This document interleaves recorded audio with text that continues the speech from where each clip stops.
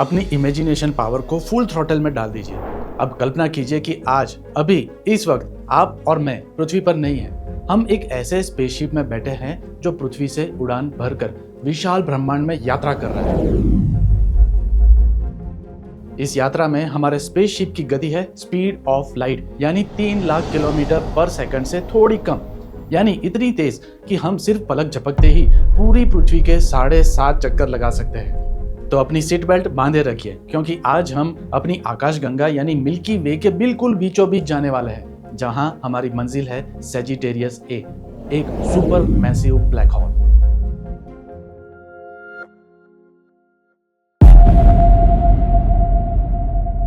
नमस्कार और जय हिंद। किताबों में आपने पढ़ा होगा कि ब्लैक होल अंतरिक्ष का वो मायावी राक्षस है जो अपने इर्द गिर्द से सब कुछ निगल लेता है। ब्लैक होल ब्रह्मांड की वो जगह है जहां गुरुत्वाकर्षण इतना शक्तिशाली होता है कि रोशनी तक उससे बचकर बाहर नहीं निकल सकती।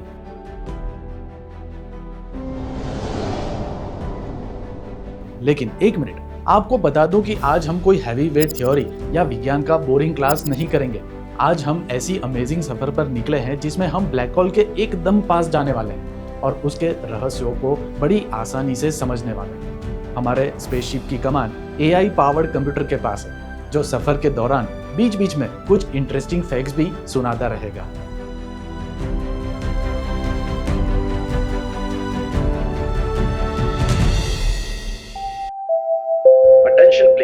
अटेंशन प्लीज, कृपया ध्यान दीजिए।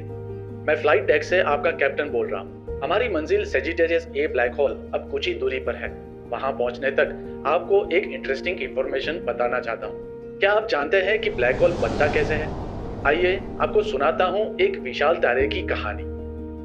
किसी भी तारे की जिंदगी एक रस्साकशी के खेल यानी टग ऑफ वॉर की तरह है। तारे के अंदर दो ताकतें हमेशा आपस में लड़ती रहती है। पहली ताकत है गुरुत्वाकर्षण यानी ग्रेविटी, जो तारे को अंदर की तरफ दबाने और कुचलने की कोशिश करती है, और दूसरी ताकत है तारे के केंद्र यानी कोर में हो रहे परमाणु धमाके अर्थात न्यूक्लियर फ्यूजन, जो उसे बाहर की तरफ धकेलते हैं और फूलने पर मजबूर करते हैं। तारे के भीतर हर सेकंड लाखों करोड़ों हाइड्रोजन एटम्स मिलकर हीलियम बनाते हैं। इसी फ्यूजन से ऊर्जा पैदा होती है।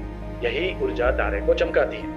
यानी तारा कोई जलता हुआ कोयला नहीं, बल्कि अंतरिक्ष में तैरता हुआ एक विशाल न्यूक्लियर पावर प्लांट है। गुरुत्वाकर्षण और न्यूक्लियर फ्यूजन के बीच करोड़ों सालों तक रस्साकशी चलती रहती है और तारा आराम से चमकता रहता है।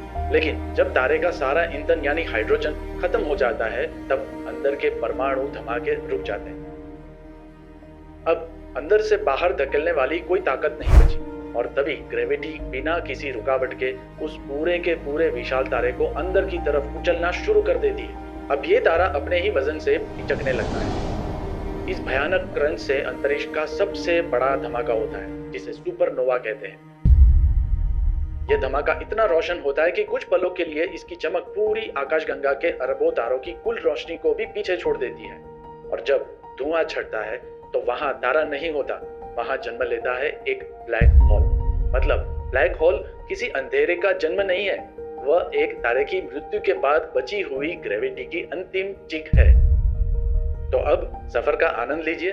This is your captain from the flight deck signing off.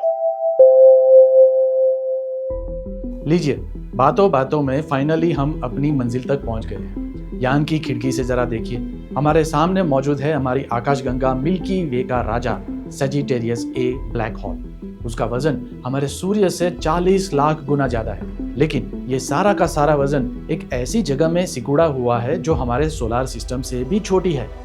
तो ब्लैक होल सिर्फ काला छेद नहीं है, असल में ये मास यानी द्रव्यमान का एक कंप्रेस्ड स्वरूप है, जहां बहुत ज्यादा पदार्थ बहुत ही छोटी जगह में समाया हुआ होता है।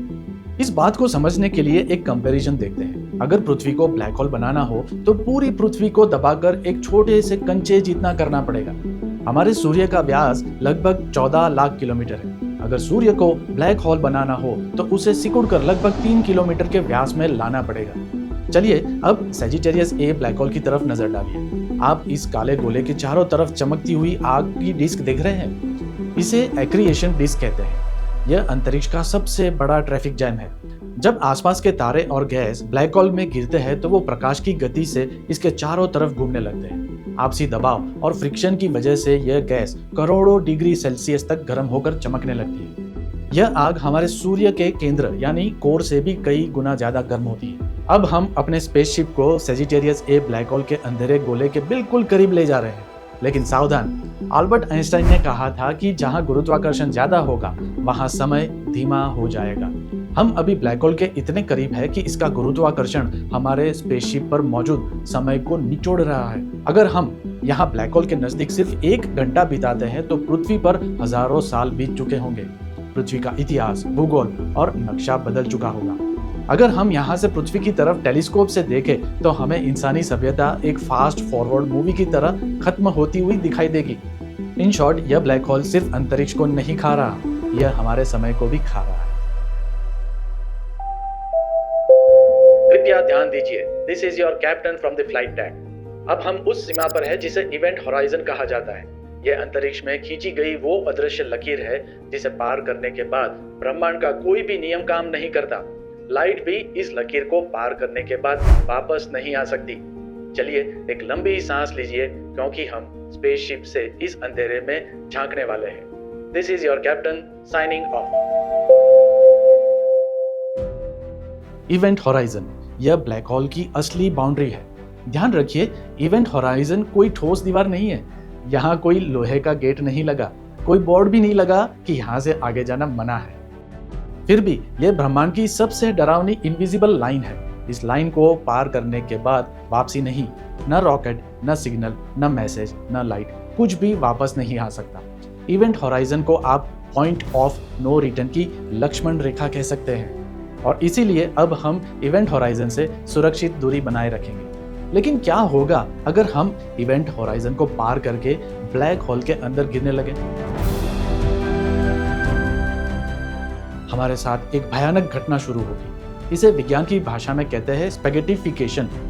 ब्लैक होल की ग्रेविटी इतनी अचानक बढ़ती है कि हमारे पैरों पर लगने वाला खिंचाव सिर से लाखों गुना ज्यादा हो जाएगा। शरीर रबर बैंड की तरह खींचकर स्पेगेटी नूडल की तरह एक लंबी तार में बदल जाएगा।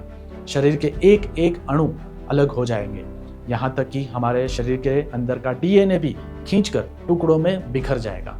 स्पेगेटी बनने के बाद हमारे शरीर के वो एटम्स उस अंधेरे में गिरते ही जाएंगे और अंत में हम पहुंचेंगे ब्लैक होल के बिल्कुल केंद्र पर। इसे कहते हैं सिंगुलैरिटी। यह वो जगह है जहां 40 लाख सूर्यों का वजन एक छोटे से बिंदु में समाया है।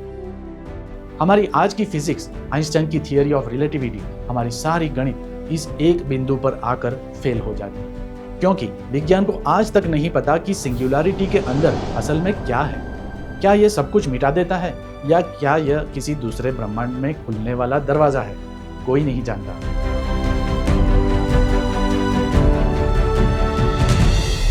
चलिए अब हम वापस लौटते हैं।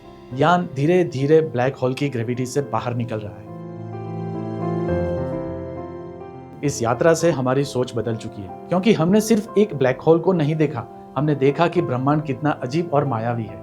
यहाँ तारे जन्म लेते हैं, जीते हैं, मरते हैं और उनकी मृत्यु से ऐसी जगहें बनती हैं जहाँ फिजिक्स खुद सवाल बन जाता है। हमने देखा कि ग्रेविटी सिर्फ गिराने वाली शक्ति नहीं है, बल्कि स्पेस और टाइम को मोड़ने वाली शक्ति भी है। हमने देखा कि रोशनी, जिसे हम सबसे तेज मानते हैं, वह भी कुछ जगहों पर हार जाती है। हमने देखा कि टाइम हमेशा वैसा नहीं चलता जैसे हमारी घड़ी बताती है। और सबसे बड़ी बात, हमने सीखा कि ब्लैक होल सिर्फ ब्रह्मांड के वैक्यूम क्लीनर नहीं है। ये वो रहस्य है जो हमें बताता है कि हमारी विज्ञान की समझ आज भी कितनी अधूरी है। शायद एक दिन हम ब्लैक होल के रहस्यों को और इसकी गहराइयों को समझेंगे। शायद एक दिन हमें पता चलेगा कि इवेंट होराइजन के पार वास्तव में क्या होता है। लेकिन अभी के लिए ब्लैक होल ब्रह्मांड का वो दरवाजा है जिसके इस पार साइंस खड़ी है और उस पार रहस्य है। अगर आपको आज की ये साइंस और स्पेस की जिज्ञासा भरी यात्रा पसंद आई हो तो वीडियो को लाइक और चैनल को सब्सक्राइब जरूर करें। आपके हिसाब से अगर कोई ब्लैक होल में चला जाए तो वह दूसरे ब्रह्मांड में निकलेगा या हमेशा के लिए मिट जाएगा? कमेंट में अपना जवाब बताएं। तो मिलते हैं अगले वीडियो में। धन्यवाद और जय हिंद।